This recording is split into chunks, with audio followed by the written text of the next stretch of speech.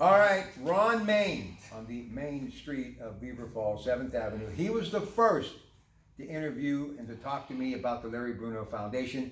And he was there at the pinnacle with people like Joe Namath and Butch Ryan and Larry Bruno. Big part of your life, right? Oh, it was wonderful. Yeah, I graduated in 1963. I played for Larry Bruno in 62, 61, and 60. And Larry was instrumental to get me to go to Youngstown, and I played 1 year at Youngstown. But Larry was the leader in the culture. When he came here to Beaver Falls, he changed our culture.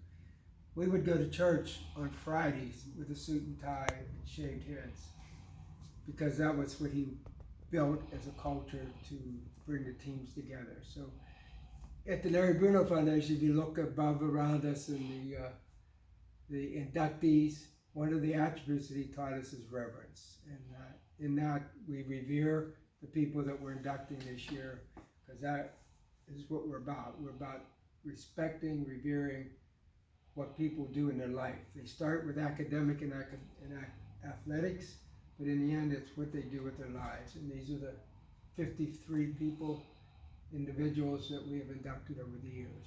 I was talking on the radio earlier today when I was in for Paul Zeiss, how we have to do something to make young people want to stay here. We got to create jobs and do things. I talked about the cracker plant, why I believe in what Ronald was doing. But back then, this was a thriving metropolis. Nobody had any ideas on leaving Beaver Falls because they wanted to stick around after they graduated and maybe go to Geneva College and still watch football games on Friday night. It was the thing to do, right, Ron? You had jobs here. You had the B&W, steel mills, and Armstrong Cork. But yeah, we're believers in our town because of what the culture has given us. Prejudice was very lacked in our day. We believed in each other. We had teamwork, and that's what we did. We learned that from our coaches, our teachers, our mentors. Some of these people that were here earlier tonight, I'm sure you know them all well, including people like Judge Mancini, Lance Jeter, Stevie Higgins, Traz. It's just a lot of camaraderie in this community, and it really kind of goes back to Larry Bruno, right? Well, it's the history of that, yes. I think it even started before Larry. I think Larry brought it together stronger. But when you go back to Chakram and the coaches prior to him, we were a winning community, athletic and academic achievement with Geneva College. And it really made us who we are today. Listen, I still see Coach Nardone. I was doing a bunch of videos before the pandemic hit just to give back to the community. And I was doing the Gino DeMarco show every week on social media and my platforms. And I would stick around for that Thursday night under the lights practice with Coach Nardone. There's still something magical about Beaver Falls. I hope so. Yeah, man, I feel it. I'm telling you, Ron. And this really is the pinnacle. And I think what Stevie and you are doing and others, this is going to continue to make young people that are coming up now realize when they put on that jersey, that means something. They see something, yeah. Well, that's what the culture is. Culture is one of the most important aspects of the community. And we ignore culture, but we here at Larry Bruno is going to coach the culture to help. And we'll have classes, and we're building a story center, communication center, in which we will invite stars, our inductees, our reverence people in, and we'll be able to videotape them and archive it, to be able to broadcast it to people that want to watch and hear from them. Tell me about your family. Where'd you grow up in this town? Where'd your mom and dad, especially your dad, what did he do? And I'm sure mom kept it all together. My mother worked at the Hoffman's Drug Store down the road here. Yeah. She had her own little pizza shop or a sandwich shop at PDQ. Oh, get out of here. She had 2 restaurants there. That was the must-go-to place. When your parents took you shopping in Beaver Falls, you had to go to the PDQ. She made wedding soup that was still fat and fast. Now, see, that's what I love about these things that we do, because you just never know. That truly, I still drive down that little side street looking for that old building, PDQ. Well, my mother was a capo in New Brighton. Really? And my uncles had a sweet shop here in Beaver Falls.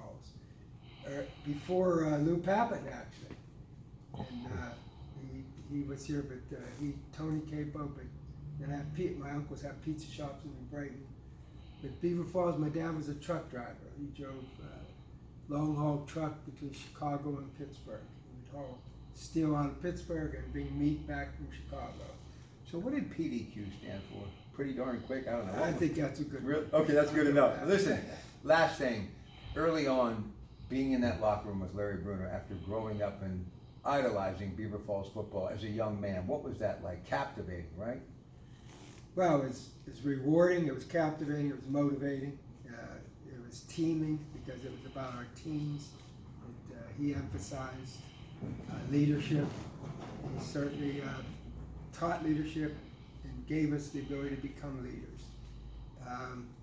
Discipline, you had to have discipline in order to learn. Discipline is a positive thing. He did it positively. I mean, I had to sit out one game because I was failing Spanish, and he went and told the teacher he would keep me out of the game. So, no, discipline was there, and then communications. You got to have communications, and then integrity. Larry would always talk about integrity. What would you want to tell the people about this foundation and why they need to be a part of it? And again, magicalcoach.org, the dinner July 29th, the club at Shadow Lakes. I think that we plan on having a communication center here that will be able to share stories of all of our people and broadcast them and communicate them back to the community on at will. We want to be able to have more banquets, but I think the communications where we will have classes. We have seven classes planned in the next year, and each one will be part of the 7 attributes of the magical coach and how to coach the culture. All right, I put it there. Thank you for everything, and you're the reason why I love this place so much. It all started with Ronnie Main. Again, magicalcoach.org, July 29th, club at Shadow Lakes, and I'm sure Steve Higgins somehow, some way will have me back here again, but that's okay. It's your Pat. Let me say one thing about Steve Higgins. He's relentless. He's relentless. He has done, when you come here, when we open up full time, he is going to run the place. He already runs the place, but it's just it's beautiful. And Steve's the curator, and he keeps that item, or what's the word I want to say, the mystique of this place. Well, there's a lot of mystique here, but you'll see it unfold when you step in. Yes. And I also hope you'll be a part of the club at Shadow Lakes. Until tomorrow night on the radio after local news at 6, and maybe a few things from the home studio in Monaca tomorrow. It's your Pratt Pack. Good night from the Larry Bruno Foundation.